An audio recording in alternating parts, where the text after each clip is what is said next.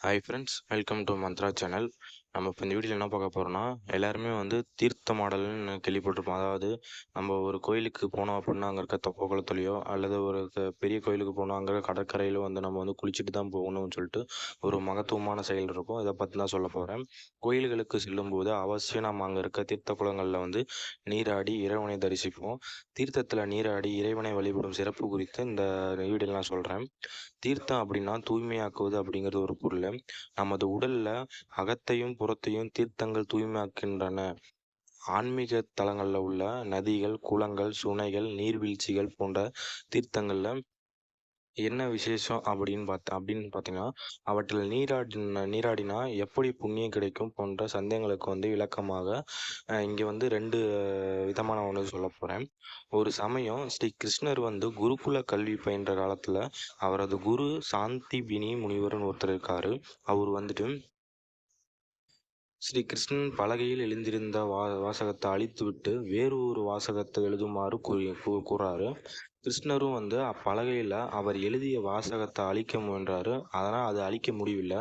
அப்போது குரு அருகில் உள்ள குளத்தில் உள்ள தீர்த்தத்தை எடுத்து தெளித்து அழித்து விடும்படி சொல்கிறாரு. கிருஷ்ணரும் அப்படியே செய்தும் அந்த வாசகங்கள் வந்து அழியவில்லை. ஏன் அப்படின்னு பார்த்தா, பகவான் எழுத்து பகவானே அழிக்க முடியாது அப்படின்னு வந்து உடனே சாந்திபினி முனிவரும் நீர் கொண்டு அதை அழிக்க முயன்று தோற்றாரு. உடனே கிருஷ்ணர் தனது நண்பனும் உண்மையான பக்தனுமான ஸ்ரீ குசேலர் என்கிற சுதமாவை அருகில் உள்ள குளத்தில் குளித்துவிட்டு அவர் தீர்த்தமாடிய தண்ணீரை எடுத்து பலகையின் மேல் எழுதிய வாசகத்தை அழிக்குமாறு யோசனை கூறுறாரு. குசேலனும் வந்துட்டு அப்படியே செய்ய பலகையில் உள்ள வாசகங்கள் வந்து அழிஞ்சிருது.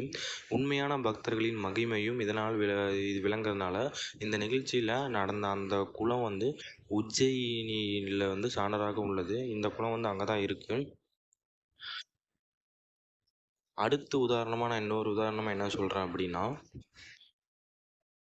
மகான் ஸ்ரீ ராமானுஜர் வந்து மைசூருக்கு அருகில் மேல்கோட்டைக்கு அருகே 12 வருடங்கள் வந்து முகாமிட்டிருந்த போது அங்கே வந்து பரம்பொருள், பரமாத்மா, பரத்துவம் பற்றிய விசிஷ்டார்த்தங்களை எல்லாம் வைணவ சித்தாந்தங்களையும் பரப்பி பலரையும் வந்து வைணவர்களாக வந்து மாற்றியிருக்காரு.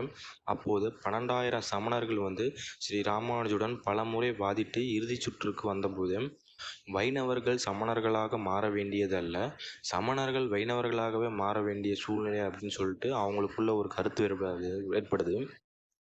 இந்த நிலையில் இறுதி வாதத்திற்கு முதல் நாள் காலையில் ராமானுஜர் என்ன பண்ணுறாரு அப்படின்னா, தன்னோட முதல் சீடரும் உண்மையான பக்தரும் ஆகிய முதலியாண்டானை வந்து அழைத்து விடியற்காலையில் அருகில் உள்ள குளங்களில் தீர்த்தமாட்டி விட்டு அனுஷ்டானங்களை வந்து முடித்து விட்டு வரும்படி சொல்கிறாரு அவர்கிட்ட.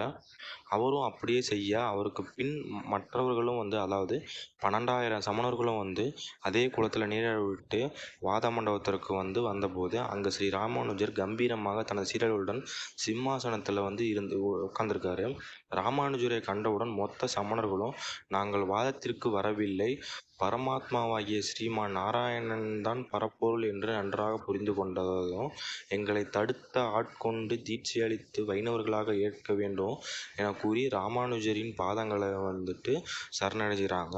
மகான் ஸ்ரீ ராமானுஜரும் பெருந்தன்மையுடன் அவர்களை வந்து அனைவரையும் வந்து வைணவர்களாக மாற்றி வைணவத்தை தலைக்க செய்ததாகவும் ஒரு வரலாறு இருக்குது. உண்மையான சாதுவும் பக்தனுமாகிய அடியார் முதலில் அக்குளத்தில் நீராடியதில் அதற்கு பின் ஏற்பட்ட மனமாற்றத்தின் மகிமை அப்படின்னு தான் சொல்கிறாங்க.